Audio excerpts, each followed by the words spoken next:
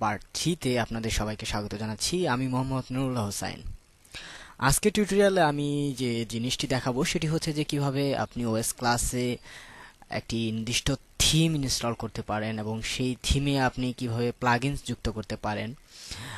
নিয়মটি যারা ওয়ার্ডপ্রেসে কাজ করেছেন, ওয়ার্ডপ্রেস বা জুমলাতে যারা কাজ করেছেন তারা হয়তোবা কিভাবে থিম ইনস্টল করতে হয়, কিভাবে টেমপ্লেট ইনস্টল করতে হয়, কিভাবে প্লাগইনস ইনস্টল করতে হয়, এগুলো সম্পর্কে তাদের সবার যারা কাজ করেছেন তাদের একটা সম্যক ধারণা রয়েছে।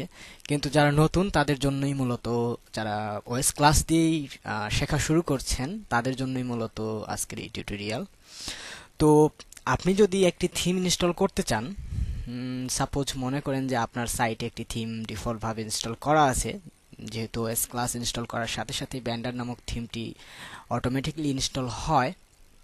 যেমন আমি সাপোজ আমি সাইটটিকে ওপেন করছি, আমার সাইটটি ওএস ক্লাসটি ইনস্টল করা আছে, এই কারণে আমি এরকম একটি লুক পেয়েছি। এখন আমি চাচ্ছি যে না, আমি আমার সাইটের ডিজাইনটি চেঞ্জ করব। তো এক্ষেত্রে আপনাকে যেটি করতে হবে সেটি হচ্ছে মার্কেটে ক্লিক করতে হবে। আপনার অ্যাডমিন প্যানেলে গিয়ে মার্কেটে ক্লিক করতে হবে। মার্কেটে ক্লিক করার পর আপনি যে পেজটি পাবেন সেই পেজ থেকে এখানে আপনি দেখতে পাচ্ছেন যে আপনাকে কিছু প্লাগইন তারা সুপারিশ করছে যে এই প্লাগইনগুলো আপনি ব্যবহার করতে পারেন। আপনাকে কিছু তারা থিম সাজেস্ট করছে, আপনাকে তারা ল্যাঙ্গুয়েজ ফাইলও দেখাচ্ছে যে আপনি চাইলে আপনার ওএস ক্লাস সাইটটির ভাষাও পরিবর্তন করে নিতে পারছেন, Spanish, French, Russian, Portuguese, Italian, Polish, এরকম বিভিন্ন ভাষায়। যদিও তাদের ল্যাঙ্গুয়েজ প্যাকে বাংলা নেই। এখন কোনো বাংলাদেশি যদি কন্ট্রিবিউট করে, বাংলা ল্যাঙ্গুয়েজ ক্রিয়েট করে, তাহলে অবশ্যই সেটি অনেক ভালো হবে, কিন্তু এখনো পর্যন্ত ওএস ক্লাসে বাংলা ল্যাঙ্গুয়েজ প্যাক নেই। তো আমার ইচ্ছা আছে ভবিষ্যতে একটা ল্যাঙ্গুয়েজ প্যাক বানানো ওএস ক্লাসের জন্য, বাংলা ল্যাঙ্গুয়েজ প্যাক। তো আমি যেটা দেখাতে চাচ্ছি সেটা হচ্ছে কিভাবে আমি থিম ইনস্টল করব। তো থিমটি ইনস্টল করতে গেলে আপনাকে প্রথমেই এই থিমে ক্লিক করতে হবে। থিমে ক্লিক করার পর আপনি এখানে আপনাকে সাজেস্ট করা হবে, আপনি দেখতে পাবেন এখানে যে বেশ কিছু থিম রয়েছে। এখান থেকে আপনি যে থিমটি পছন্দ, যে থিমটি চান সেই থিমটি ইনস্টল করে নিতে পারবেন। সাপোজ আমি মনে করেন যে আমার প্রথম পেজের যে থিমগুলো সেগুলো আমার পছন্দ হয়নি, তো আমি দ্বিতীয় পেজে যেতে পারি। যদিও ওয়ার্ডপ্রেসের মতো এত অ্যাভেলেবল থিম এখানে নেই, জন্য কষ্ট করে আপনাকে থিম তৈরি করে নিতে হবে। আমি পরবর্তীতে থিম কিভাবে তৈরি করে আমি এটি সম্পর্কে একটা টিউটোরিয়াল বানাবো। আমি এই থিমটি ইনস্টল করতে যাচ্ছি। আমি ডাউনলোডে ক্লিক করার পর আমাকে কনফার্ম করতে বলবে। তখন আপনি যখন এই কাজটি করবেন তখন ওকে প্রসেসড অ্যান্ড ওয়ে এই জিনিসটি দেখতে পাবেন। তো সেখানে ক্লিক করবেন, করার পর ডাউনলোডিং হতে থাকবে। ডাউনলোড কমপ্লিট হওয়ার পর আপনার কাছে এরকম একটি জিনিস টেক্সট আসবে যে আপনার ডাউনলোডটি কমপ্লিট, এখন আপনি চাইলে এটি অ্যাক্টিভ করে নিতে পারেন। আমি ওকেতে ক্লিক করলাম। ওকেতে ক্লিক করার পরপরই আমার সাইটটি এখানে চলে আসলো। আমার আরও দুইটা থিম ছিল, আমি যেটা ডাউনলোড করলাম সেটাকে আমি চাইলে প্রিভিউ দেখতে পারি, আমি চাইলে সরাসরি অ্যাক্টিভ করে নিতে পারি। আমি যদি অ্যাক্টিভ করে নিতে চাই তাহলে এখন যদি আমার সাইটটাকে ওপেন করি, দেখা যাচ্ছে আমার সাইটের ডিজাইনটি পুরো চেঞ্জ হয়ে গেছে। অথচ আগে আমার সাইটটি ছিল এরকম, আগে আমার সাইটটি ছিল এরকম, তো এখন আমার সাইটটি হয়ে গেল এরকম।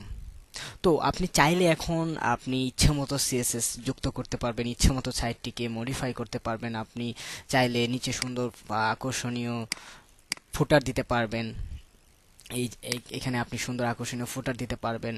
আপনি হেডারটাকে একটা ব্যানার যুক্ত করতে চাইলে ব্যানার যুক্ত করতে পারবেন, সাইড বারে উইজেট যুক্ত করতে পারবেন। এভাবে আপনি বিভিন্নভাবে সাইটটিকে কাস্টমাইজ করে, সাইটটিকে মনের মতো করে বা ক্লায়েন্ট যেভাবে চাচ্ছে, ওএস ক্লাস নিয়ে যারা কাজ করেন তারা হয়তো জানেন বিষয়গুলো, তো আপনার ক্লায়েন্ট যেভাবে চাবে সেভাবে আপনি করে দিতে পারবেন। তো আশা করি থিম কিভাবে ইনস্টল করতে হয় সেটা বুঝেছেন। এখন আমি দেখাতে যাচ্ছি কিভাবে প্লাগইন ইনস্টল করতে হয়। প্লাগইন ইনস্টল করার জন্য আপনি এখানে প্লাগইনে ক্লিক করলেই আপনি বেশ কিছু প্লাগইন দেখতে পাবেন এখানে লিস্টে। তো আমি চাচ্ছি যে ভোটিং প্লাগইনটি আমি ইনস্টল করব, যে আমার যে প্রোডাক্টগুলো থাকবে, আমার যে অ্যাডভার্টাইজমেন্টগুলো থাকবে সেখানে ভোট করার অপশন থাকবে। তো আমি যদি চাই সেই জন্য আমাকে ডাউনলোডে ক্লিক করতে হবে। ডাউনলোড হয়ে যাওয়ার পর আপনার সেই আগের মতোই এরকম একটি টেক্সট আসবে, আপনি সেটি ওকে করবেন। করার পর এখানে আপনি প্লাগইন লিস্টে সরাসরি আপনি মার্কেটে যেখানে ছিলেন, মার্কেট থেকে প্লাগইনে ছিলেন, কিন্তু আপনাকে রিডাইরেক্ট করে দেওয়া হলো প্লাগইন যে মেনুটি আছে অ্যাডমিন প্যানেলে সেখানে। এবং এখানে দেখা যাচ্ছে যে আমি আরও যে কিছু প্লাগইন ইনস্টল ডাউনলোড করেছিলাম এগুলো এখানে দেখাচ্ছে।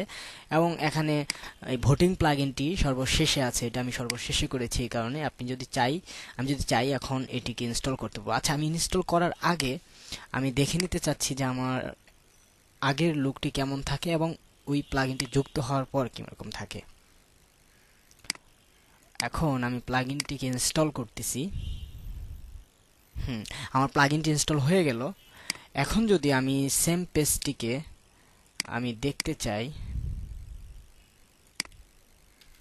সাপোজ আমি এই পেজটিকে আমি রিলোড দিচ্ছি না, আমি এটিকে ওপেন করে আবার দেখছি, আমার কিন্তু ভোটিং সিস্টেমটি এখনো আসেনি। আপনাকে এজন্য প্লাগইনটিকে কনফিগার করে নিতে হবে।